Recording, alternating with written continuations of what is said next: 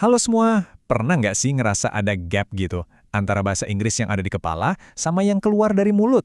Nah, di bahasan kali ini, kita bakal coba bangun jembatan buat nutupin gap itu. Kita akan bedah beberapa trik grammar yang bakal bikin kamu kedengeran jauh lebih natural dan nggak kaku. Coba deh jujur, pernah ngerasa nggak kalau kalimat bahasa Inggrismu tuh kedengerannya agak robotik, kaku gitu? Kamu tahu kok vocabnya, aturannya juga ngerti, tapi pas diucapin, kok rasanya aneh ya? Nggak ngalir. Nah, kalau kamu ngerasa gitu, santai aja, kamu nggak sendirian.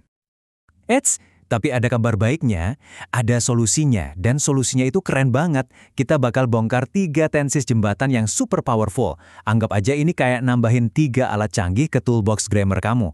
Alat-alat ini yang bakal bikin obrolanmu jadi lebih hidup, lebih kena, dan yang paling penting, lebih natural. Udah siap? Oke, langsung aja kita mulai. Oke, alat pertama kita namanya present perfect. Biar gampang ingatnya, kita kasih julukan aja the result tense, atau tense-nya hasil. Kenapa? Ya karena disitulah inti kekuatannya. Nah, ini dia kuncinya. Kalau kamu pakai present perfect, coba deh lupain dulu soal kapan kejadiannya. Nggak penting. Fokusnya kita geser ke pertanyaan ini. Terus, hasilnya sekarang apa? Apa dampaknya buat saat ini? Nah, tense ini itu benar-benar jembatan yang nyambungin masa lalu ke masa sekarang.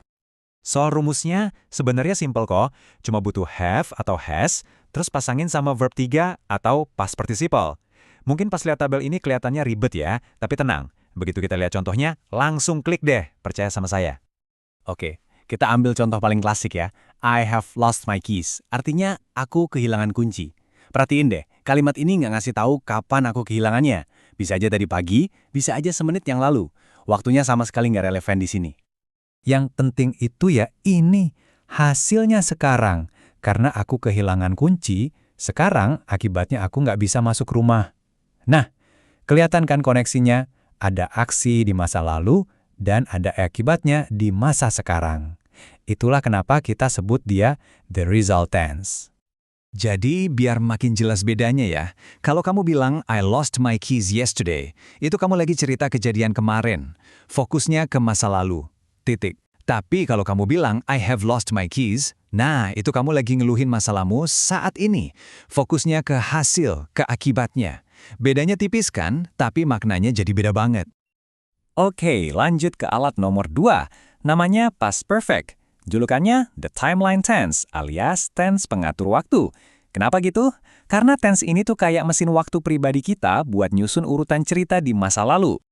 Fungsinya tuh spesifik banget buat ngasih tahu kalau ada satu kejadian di masa lalu yang terjadinya itu sebelum kejadian masa lalu yang lain. Gampangnya, ini tuh masa lalunya dari masa lalu. Berguna banget biar orang yang dengerin cerita kita nggak bingung mana kejadian yang duluan.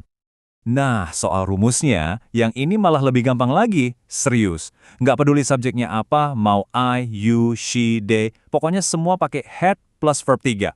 Udah, gitu doang. Gampang banget kan ngapalinnya? Contohnya ini nih, langsung kelihatan banget gunanya. The train had left when I arrived at the station. Di kalimat ini kan ada 2 hal yang terjadi di masa lalu. Pertama, keretanya pergi, dan kedua, aku datang. Nah, past perfect ini tugasnya ngasih tahu kita urutannya.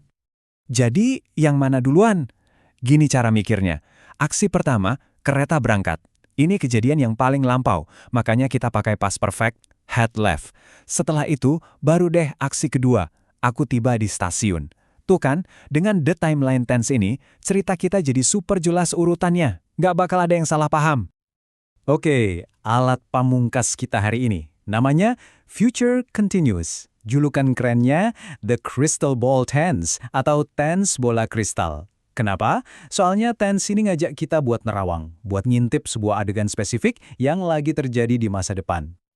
Jadi, ini beda ya sama cuma bilang apa yang akan terjadi, ini lebih ke apa yang akan sedang kita lakukan di satu waktu yang spesifik banget di masa depan. Jadi kayak kita lagi ngelukis sebuah pemandangan hidup tentang aktivitas yang lagi berlangsung nanti. Rumusnya juga gampang banget, tinggal pakai will be, terus tambahin kata kerja plus ing buat nunjukin kalau aksinya lagi berlangsung. Udah deh, simple kan? Coba deh bayangin kalimat ini. This time tomorrow, I will be flying to Japan. Jam segini besok, aku bakal lagi terbang ke Jepang. Kebayang banget kan gambarnya?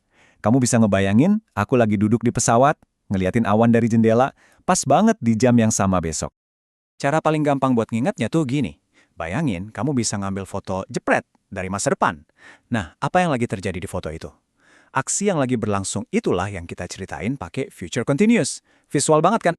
Nah, sekarang giliran kamu. Coba iseng-iseng pikirin, jam segini besok kamu bakal lagi ngapain?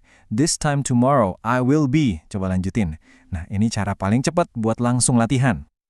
Oke, jadi sekarang toolbox grammar kita udah nambah 3 alat canggih nih. Pertanyaannya sekarang bukan lagi apa rumusnya, tapi udah naik level. Jadi, kapan nih waktu yang pas buat pakai masing-masing alat ini? Oke, kita ringkas cepat ya. Mau ngomongin hasil sekarang, pakai present perfect. Mau nyeritain urutan kejadian di masa lalu, ambil past perfect. Mau ngasih gambaran aksi di masa depan? Nah, future continuous jagonya. Dan ini teman-teman adalah pesan paling penting dari semuanya. Tolong stop cuma ngapalin rumus, mulailah mikirin fungsinya. Sebelum ngomong, tanya ke diri sendiri, sebenarnya pesan apa sih yang mau gue sampein? Nah, jawaban dari pertanyaan itu yang bakal nuntun kamu milih alat yang paling pas. Jadi, tantangannya buat kamu, dari 3 alat kita tadi, the result tense, the timeline tense, atau the crystal ball tense, mana yang mau kamu coba pakai hari ini? Coba deh, pilih satu aja terus langsung pakai pas ngobrol atau nulis. Itu langkah pertama yang paling penting buat benar-benar bisa nguasain ini semua.